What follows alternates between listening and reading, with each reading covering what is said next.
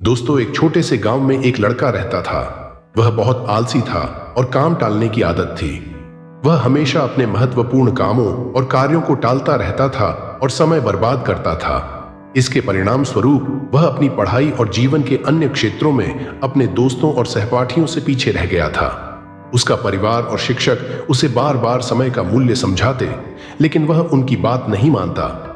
उसे अपने भविष्य की चिंता नहीं थी और वह अपना समय बेकार की चीजों में गंवाता रहता था। एक दिन गौतम बुद्ध उस गांव में आए। वे अपनी ज्ञान और विवेक के लिए प्रसिद्ध थे। कई लोग उनसे मिलने और उनसे सीखने की इच्छा रखते थे। वह लड़का भी गौतम बुद्ध से मिलने गया, यह सोचते हुए कि शायद वह उनसे कुछ टिप्स पा सके जिससे वह अपने दोस्तों से आगे निकल सके। वह उस जगह पर पहुंचा जहां गौतम बुद्ध ठहरे थे और अपनी बारी का इंतजार किया। जब उसकी बारी आई तो उसने गौतम बुद्ध के सामने झुककर कहा, महान बुद्ध, कृपया मेरी मदद करें। मैं अपने जीवन में असफल हूं। मैं अपने दोस्तों और सहपाठियों से हर क्षेत्र में पीछे हूं। मैं उन्हें सबसे आगे निकलना चाहता हूं और सबसे बेहतर बनना चाहता हूं। कृपया मुझे बताएं कि मैं यह कैसे कर सकता हूं।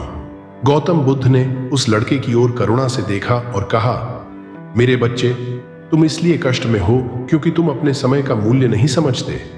तुम समय बर्बाद करते हो और अपने कीमती पलों को गंवा देते हो, जिन्हें तुम कभी वापस नहीं पा सकते। चलो, मैं तुम्हें एक कहानी सुनाता हूं जिससे तुम समय का महत्व समझ सकोगे। लड़का उत्सुकता से सिर हिलाकर गौतम बुद्ध की कहानी सुनने लगा। गौतम बुद्ध ने कहानी जारी रखी। एक समय की बात है, एक राजा था जो बहुत उदार और दयालु था। वह अपने लोगों से बहुत प्रेम करता था और हमेशा उनकी मदद करता था। एक दिन उसने अपने पुराने सहपाठी से मुलाकात की जो उसके साथ गुरुकुल में पढ़ता था। वह सहपाठी बहुत आलसी और गरीब था। उसके पास कोई नौकरी, पैसे या सम्मान नहीं था। वह हमेशा अपनी किस्मत को कोसता और दूसरों को अपनी समस्याओं के लिए दोषी ठहराता था। राजा ने अपने सहपाठी को पहचान लिया और उसे देखकर दुखी हुआ। उसने उससे उसके जीवन और परेशानियों के बारे में पूछा। सहपाठी ने उदास होकर कहा, हे राजा, मुझे नहीं पता क्यों हर कोई कहता है कि मैं कुछ नहीं कर सकता। जब भी मैं नौकरी के लिए जाता हूं, हर कोई मुझे मना कर देता है। मेरे दुश्मनों ने सबको बता दिया है कि मैं कभी समय पर काम नहीं करता। मैं नहीं समझ पा रहा कि क्या करूं। राजा ने कहा, आओ हम एक समझौता करते हैं। सूर्यास्त से पहले तुम मेरे खजाने में आकर जितना सोना और रत्न उठा सकते हो, वह सब तुम्हारा हो जाएगा। सहपाठी बहुत खुश हुआ और राजा का धन्यवाद किया। वह अपने घर भागा और अपनी पत्नी को सब कुछ बताया। पत्नी भी बहुत खुश हुई और बोली, अभी जाओ और सोना और रत्न ले आओ, समय तुम्हारे पक्ष में है। सहपाठी ने कहा, मैं अभी नहीं जा सकता, मुझे भूख लगी है, पहले मुझे खाना दो। उसकी पत्नी ने जल्दी से खाना बनाया और उसे परोसा। उसने धीरे धीरे और आराम से खाना खाया, यह सोचते हुए कि उसके पास खजाने को लेने के लिए बहुत समय है। खाना खाने के बाद उसे नींद आने लगी और उसने कहा, मुझे एक झपकी लेनी चाहिए, मैं खजाने के बाद जाऊंगा। उसने अपने बिस्तर पर लेटकर आंखें बंद कर लीं। उसने सोचा कि वह थोड़ी देर सोएगा, लेकिन वह 2 घंटे सो गया। जब वह जागा तो देखा कि देर दोपहर हो चुकी थी। उसने कुछ थैले उठाए और राजा के खजाने की ओर चल पड़ा। रास्ते में सूरज तेज चमक रहा था और उसे गर्मी लगने लगी।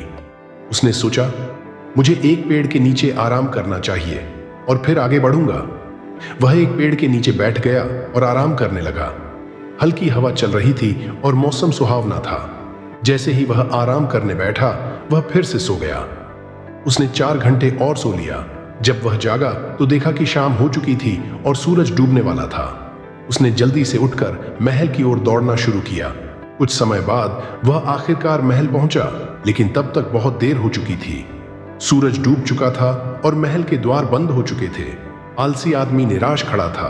उसने अपनी समृद्धि पाने का मौका खो दिया क्योंकि उसने समय का मूल्य नहीं समझा। गौतम बुद्ध ने कहानी समाप्त की और लड़के की ओर देखा। लड़का निशब्द था। उसने अपनी गलती को समझा और शर्म महसूस की। उसने गौतम बुद्ध का धन्यवाद किया और अपनी आदतें बदलने की प्रतिज्ञा की।